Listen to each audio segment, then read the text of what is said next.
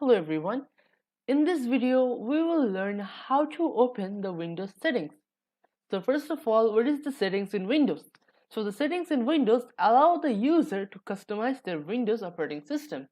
So now let's have a look at the implementation. So this is how we are going to implement this video. Now let's get started.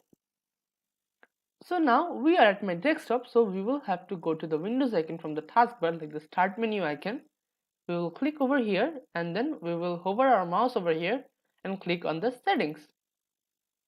So this is the Windows settings, and you can use the personalization. You can change your background and themes from the settings.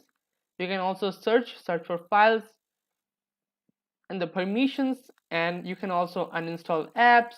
You can see which apps have which permissions and other things, and the system, like the display, the brightness, the display, and everything else, like the night light or the HD color, the resolution, everything. So you can customize your entire Windows operating system from here. And you can also search for settings, like let's say themes. You can see that everything related to the theme is now over here.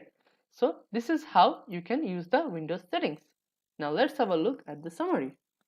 So in this video, we have covered how to open the settings in Windows and some of the functionalities in the Windows settings. Now, thank you for watching.